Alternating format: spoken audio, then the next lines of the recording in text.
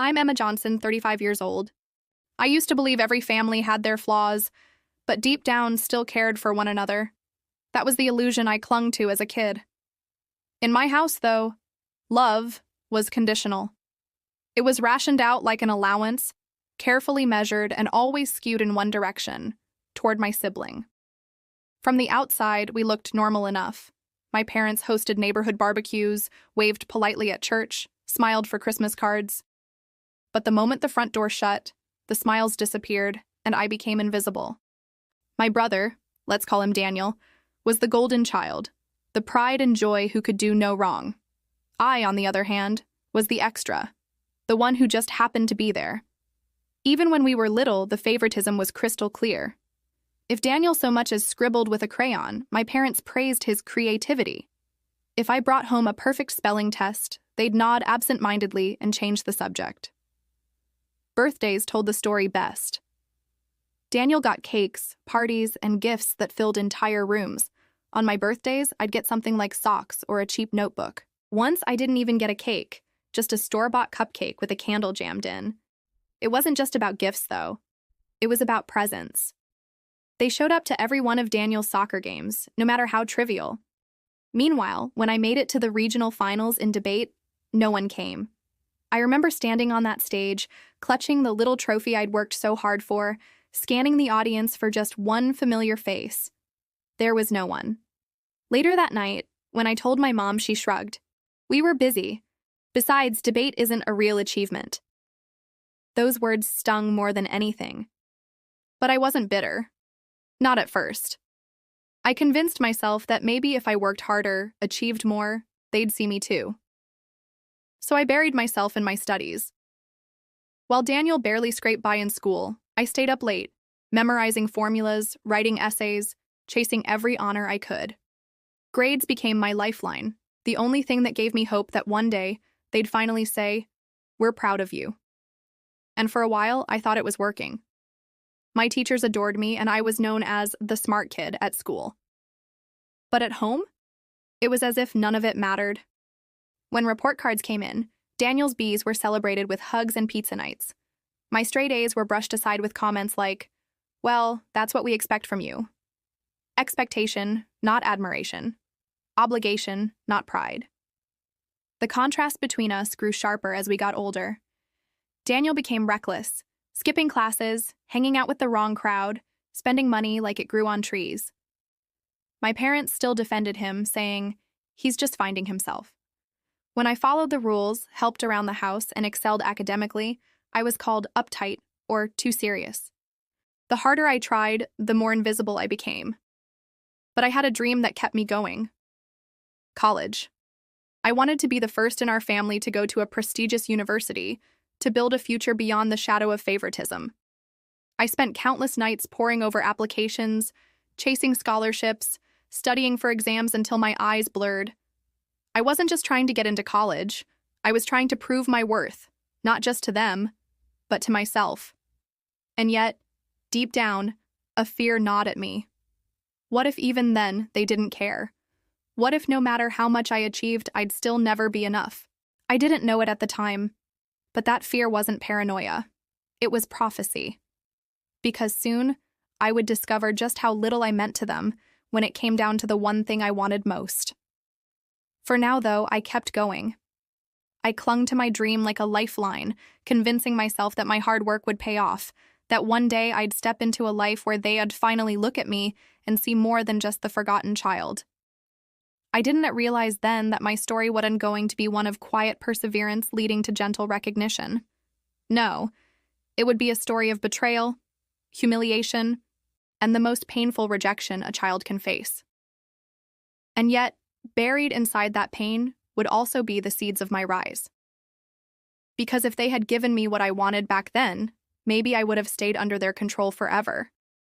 But by denying me, by calling me unworthy, they unknowingly lit the fire that would one day burn their entire illusion of superiority to the ground. I'll never forget the day that thick, cream-colored envelope arrived in the mail. My hands trembled as I opened it, my heart pounding so loudly I could hear it in my ears. Inside was a letter that should have changed everything. "Congratulations. We are pleased to inform you I had done it.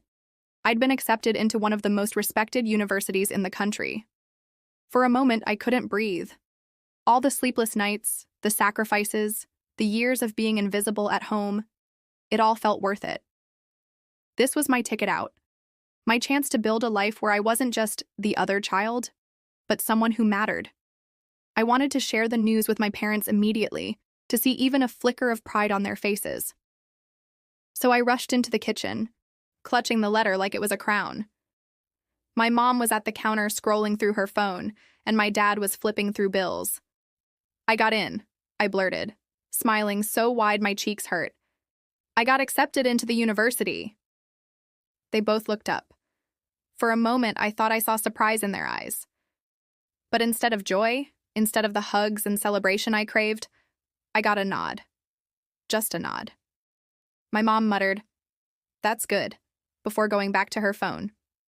My dad added, "Well, let's see how it all works out," in the same tone he used when talking about weather forecasts. That was it. No hugs, no smiles, no celebration dinner, not even a congratulations. Later that evening, Daniel came home bragging about some car modification he wanted to do, and suddenly the house lit up with energy. My parents peppered him with questions, laughed at his jokes, and promised to help him get whatever he needed.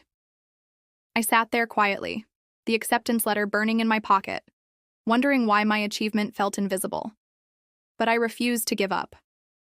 I told myself maybe they just needed time to process it. Maybe when the reality sank in, they'd be proud. So the next week, I sat down with them at the dining table. I laid out the numbers, the tuition costs, the scholarships I had already won, and what I still needed to make it possible. I spoke with hope in my voice, with all the politeness I could muster. And then my dad leaned back in his chair, folded his arms, and said words that would carve themselves into my memory forever. "We're not paying for that. You're not worth that kind of investment." At first, I thought I misheard him. "What?" I asked, my voice shaking. "You heard me," he said, his tone flat, almost bored. "College is expensive. And frankly, you're not the one we believe in." The room spun. My mom chimed in, adding salt to the wound. "Your brother has real potential. He's just finding himself right now. He might want to start a business, and we'll need to support him when that time comes. You're smart. You'll figure something out on your own." I stared at them, my chest tight, my hands trembling. This wasn't just about money. This was about worth. They weren't just refusing to help. They were telling me, in no uncertain terms, that I was disposable. I wanted to scream, to beg, to throw that acceptance letter in their faces. But instead, I sat frozen, listening as they explained how education isn't everything, and how there's sometimes family has to make hard choices.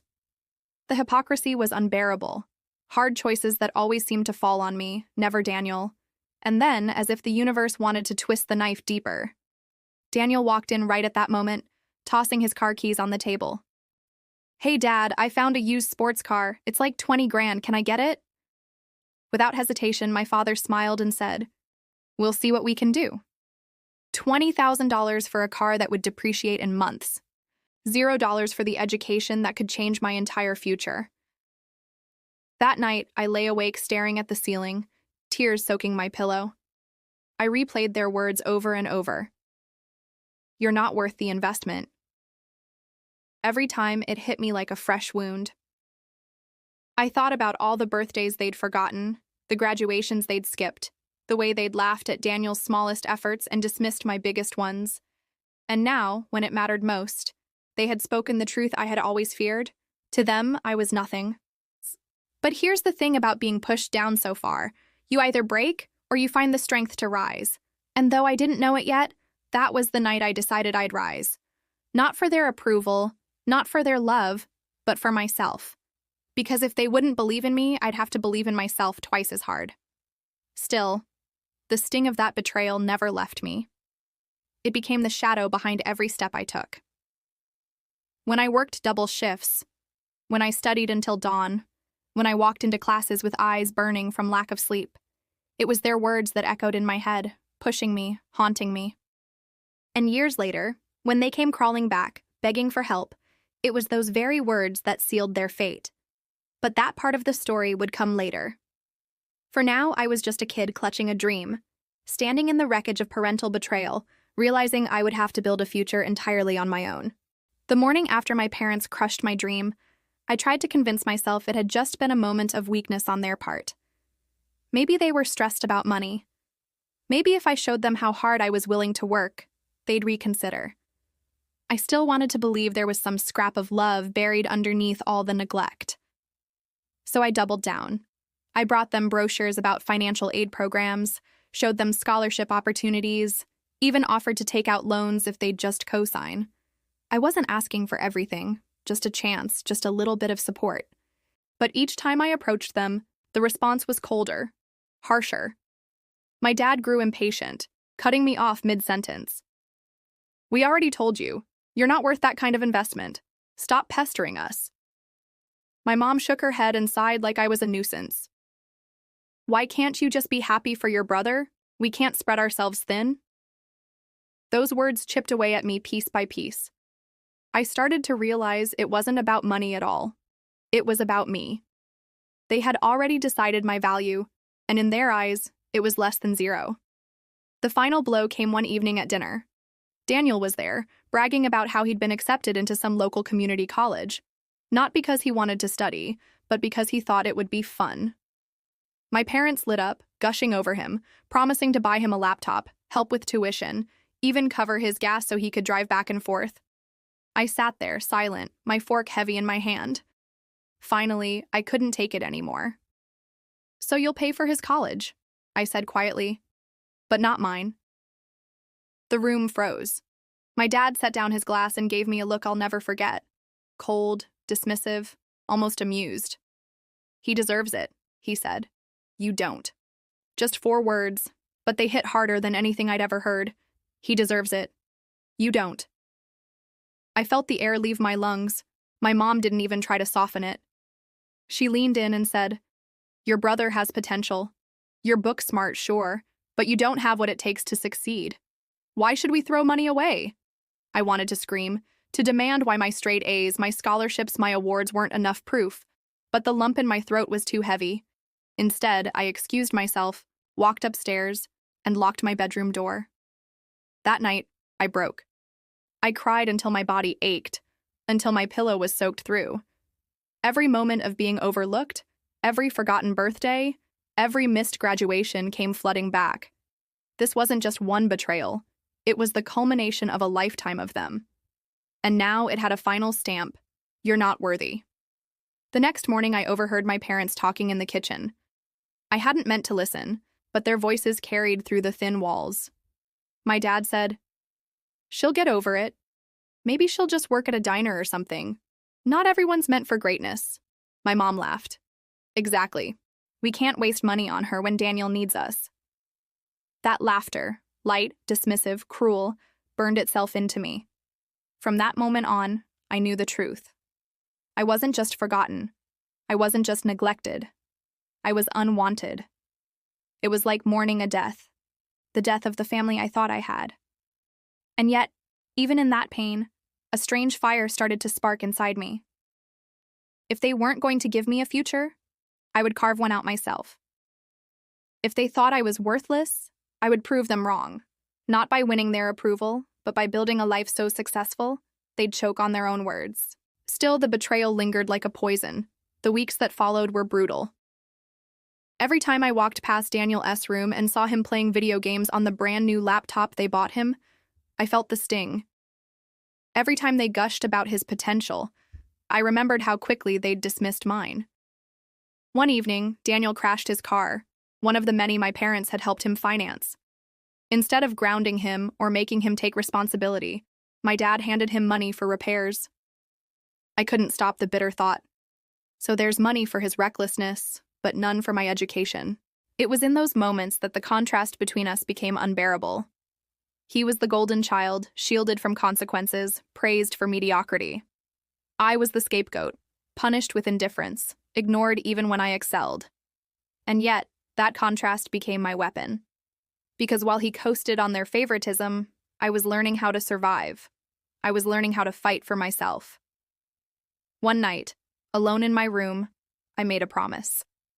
I whispered it into the darkness like a vow only the walls could hear. I will make it without them.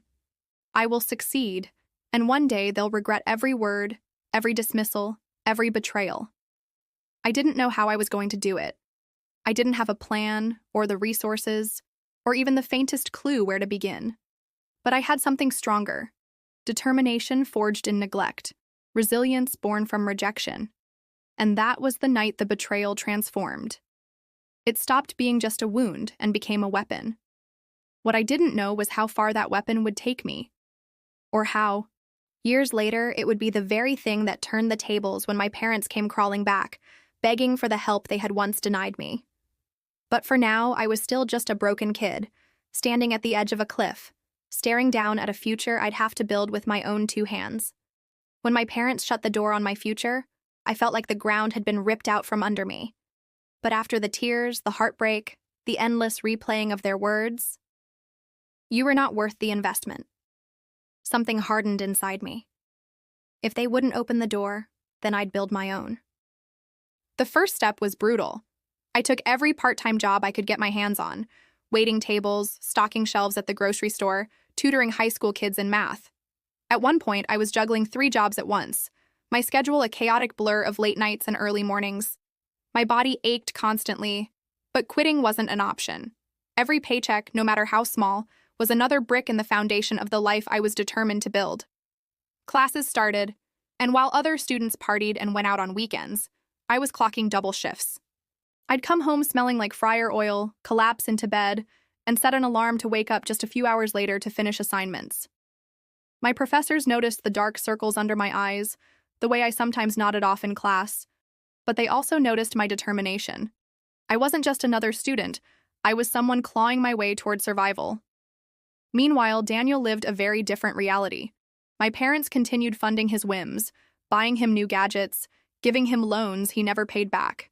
He switched majors 3 times, dropped classes, skipped exams. When he failed, my parents coddled him. "College isn't easy, sweetheart. You'll find your path." When I succeeded, they didn't even ask how I was managing it. The contrast was maddening, but it also fueled me. Every time exhaustion whispered in my ear to give up, I thought of them. I thought of the night they said I wasn't worth it. And suddenly, I had energy again. My pain became my power. There were moments I almost broke. Nights where I sat on the floor of my tiny dorm room, surrounded by textbooks and bills, wondering how much more I could take. Nights when hunger gnawed at me because I had to choose between food and buying another textbook. But every time I thought about giving up, I imagined their faces if I failed, the smug satisfaction of being proven right. And I refused to give them that victory. Slowly, painfully, things began to change. I won small scholarships, grants, anything I could scrape together. A professor noticed my work ethic and offered me a paid research assistant position. The extra money kept me afloat, and the experience opened doors I never thought I'd see. For the first time, I felt the universe was rewarding me for my fight. My classmates saw me as the smart one, the reliable one, the person who could handle any project. Professors recommended me for internships. By the time graduation came, I had not only survived but thrived. I walked across that stage with honors, holding a degree I had bled for. And my parents? They weren't there, not even a congratulatory call. But as I clutched my diploma, I realized something. I didn't need them. I had done this on my own. After graduation, life didn't get easier right away. The working world was just another battlefield. I started at the bottom, entry-level positions with long hours and low pay, but I applied the same grit I learned in college. I stayed later than anyone, took on projects nobody else wanted, learned skills outside my job description. Slowly, I climbed. While my peers complained about their jobs, I treated mine like stepping stones. Each role was an opportunity to prove myself, to sharpen my tools, to get one step closer to the life I had promised myself that night in my bedroom, when I swore I'd succeed. And then, one day, I caught a break. A senior executive noticed my work ethic during a high-pressure project. He pulled me aside and said, "You've got something rare. Keep this up and you'll go far." That single sentence became a turning point. With mentorship, persistence, and the refusal to quit, I rose faster than anyone expected. Years passed, and success began to snowball. Promotions led to leadership roles. Leadership roles led to opportunities I once thought impossible. I went from scraping pennies for textbooks to negotiating contracts worth millions. I bought my first car with my own money, then my first home. Eventually, I built a business of my own, pouring into it the same resilience my parents had tried to crush. And here's the irony. While I was building my empire, Daniel was tearing his life apart. He burned through every opportunity, every dollar my parents gave him. Failed classes, failed jobs, failed relationships. It all piled up. And yet my parents kept bailing him out. Their wallets always open, their excuses endless. The same people who had told me I wasn't a T worth an investment poured everything they had into him, only to watch it vanish into nothing. Meanwhile, I was thriving. Not just surviving, thriving. I traveled the world, met incredible people, and created the kind of security I once thought was reserved for other families, not broken ones like mine. But even with all that success, the bitterness lingered. Because no matter how high I climbed, the echo of their voices, "You're not worth it," followed me. I knew that part of me would never heal. But another part, the stronger part, knew those words had been my fuel. And it was that fuel that prepared me for the day everything flipped.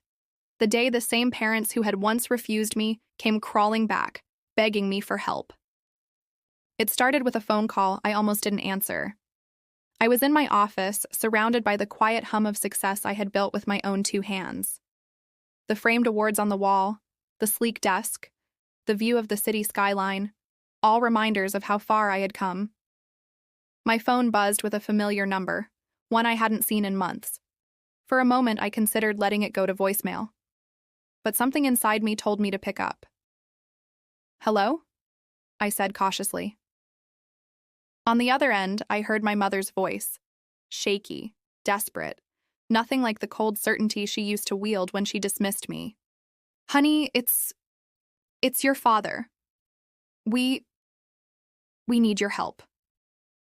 Those words hit me like ice water. We need your help. For years, they had been the ones saying I wasn't worth helping. Now, suddenly, the roles had reversed. I listened as she explained their situation. Poor financial decisions, debts piling up, and Daniel, of course Daniel, who had drained them dry with his recklessness. They were on the brink of losing everything. Their voices cracked as they pleaded, "You're our only hope. We need $1 million to save the house, the business, everything we worked for." $1 million. The silence on my end stretched long. I could feel the irony soaking into every corner of the room. The same parents who had refused a single dime for my education now expected me to hand over a fortune to bail them out. I almost laughed. But the laugh died in my throat, replaced by something sharper: satisfaction. For a moment, the little girl inside me screamed, "Say yes.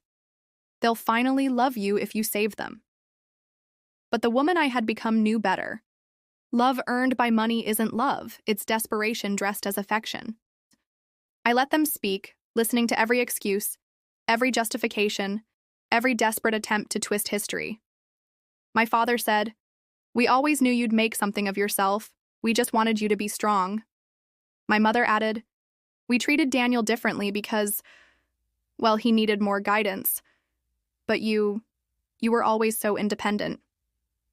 It was gaslighting at its finest. They weren't admitting neglect. They were rewriting the story. And for the first time in my life, I didn't feel the urge to prove myself to them.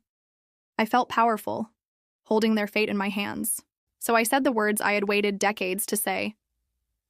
"Do you remember the night you told me I wasn't worth paying for? That I wasn't worth the investment?" Because I do. I remember it every single day. And now you want me to hand you $1 million like it means nothing? The line went silent. I could almost hear them squirming, choking on the weight of their own hypocrisy. Finally, my father spoke, his voice uncharacteristically soft. "We made mistakes, but we're still family.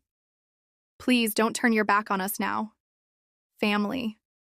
The word felt hollow. I thought about Daniel. how he had been carried on their shoulders while I was left to drown, how every opportunity had been handed to him on a silver platter while I scraped my way through life. And yet, here they were, still calling me only because their golden boy had failed them. I leaned back in my chair, staring out at the city I had conquered without them. "I'll think about it," I said coolly, before hanging up. For days, their voices haunted me. The desperation, the pleas, the way they tried to reframe their neglect as tough love. I wrestled with the decision.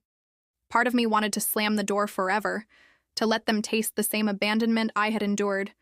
But another part, call it spite, call it poetic justice, wanted to confront them face to face, to let them see just how wrong they had been. So I agreed to meet. We gathered in the same living room where I had once sat as a teenager, begging for help with my college dreams. But this time, I wasn't a powerless girl. I was the woman who had built an empire. They looked older, smaller somehow. The weight of their mistakes seemed etched into their faces. Daniel wasn't there, probably too ashamed, or maybe too entitled to care. It didn't matter. My father cleared his throat, launching into the same plea I'd heard over the phone. My mother nodded along, tears streaming down her face. They begged, they reasoned, they painted pictures of ruin and collapse. And then came the moment I had been waiting for. I stood up, looking them straight in the eyes, and asked, "Do you regret it? Do you regret choosing him over me? Do you regret telling me I wasn't worth it?" The room went still. My mother covered her mouth. My father stared at the floor. Finally, he whispered, "Yes." For the first time in my life, they admitted it. It wasn't enough to erase the years of pain, but it was enough to make me feel whole. And then, I delivered the blow. "I won't give you $1 million, but I'll give you something better. I'll give you the truth. The truth is, I don't need you anymore. I built myself from the ground up, without a single ounce of your support. And now you're living with the consequences of your choices, just like I had to." Their faces fell, the realization crashing down on them. This was the turning point. The moment the balance of power shifted forever. I walked out of that house lighter than I had ever felt. The chains of their approval no longer bound me. For the first time, I wasn't the child begging for love. I was the woman who no longer needed it. Walking out of my parents' house that day, I felt a kind of silence inside me that wasn't empty. It was powerful. For years, I had carried the noise of their judgment, their favoritism, their cruel words telling me I wasn't worth the investment. But now that noise had been replaced with something else. Peace. Still, I knew the story wasn't finished. They had begged me for $1 million, and though I had denied them, I also knew life has a way of finishing what people start. Justice doesn't always come in the form of revenge. Sometimes, it arrives as consequences nobody can escape. A few weeks later, word reached me through distant relatives. My parents had lost almost everything. The house they once flaunted as proof of their success? Gone. The business they claimed was Daniel's inheritance? Bankrupt. The golden child himself? He had disappeared, too ashamed to face reality or too selfish to care. In the past, hearing that would have crushed me. I would have mourned the downfall of my family, maybe even rushed in to fix things, desperate to prove I was still worthy. But this time was different. Instead of pain, I felt clarity. They weren't victims of bad luck. They were victims of their own choices. Every cruel word, every rejection, every time they invested in Daniel's comfort instead of my future had led them to this moment. And me? I was free. I decided to visit one last time, not out of obligation, but out of closure. When I arrived, the once pristine house was stripped bare, walls dull, curtains gone. My parents sat at the kitchen table, shoulders slumped, eyes hollow. For the first time, they looked like people. Not gods I had to worship, not enemies I had to fight, but flawed, fragile people. They looked up at me, and my father spoke with a voice I barely recognized. "We lost it all. Everything. Except each other." I almost laughed. Except each other. The irony was rich, because I had never really been included in that each other. But now, it didn't sting. It didn't matter anymore. My mother reached for my hand. Her eyes, once sharp with disapproval, now brimmed with something close to regret. "We were wrong," she whispered. "We see it now. We should have been there for you. We should have believed in you." For a second, the little girl inside me wanted to cry, to throw herself into her arms and hear those words again and again. But the woman I had become knew better. Words were just words. The years couldn't be undone. The scars wouldn't vanish. Still, I gave a small nod. Not for them, but for me. To release the bitterness I had carried. To prove that I could let go without ever forgetting. "I know," I said quietly, "but I don't need it anymore." And with that, I stood up and walked away for the last time. That was justice. Not in the form of me swooping in with revenge or theatrics, but in knowing I had broken the cycle. Their cruelty hadn't defined me. It had forged me. Their neglect hadn't destroyed me. It had fueled me. And their downfall? It wasn't my victory, but it was the natural consequence of the very choices they had made. From that day forward, I never looked back. My life moved forward with even greater clarity. I poured my energy into people who saw me, valued me, believed in me. I built not just wealth, but a family of my own choosing, friends, colleagues, and loved ones who celebrated my worth without needing proof. Sometimes people ask if I regret not helping them, if I wonder whether things could have been different. And my answer is always the same. I don't regret it. Because the truth is, if I had saved them with that $1 million, they would have gone right back to their patterns. They would have leaned on me, not because they loved me, but because I was useful, and I deserve more than that. We all do. If there's one thing my story proves, it's this. Sometimes the best revenge isn't vengeance at all. It's success, peace, and walking away stronger than they ever imagined you could be. And if you've ever felt overlooked, dismissed, or treated like you weren't worth the investment, I want you to hear me now. You are worth it. You always were. Don't wait for them to see it. Build your life in a way that proves it to yourself. That's where the real justice lives. And maybe, if my story resonated with you, if you've been through the pain of favoritism, neglect, or betrayal, take a moment to let me know.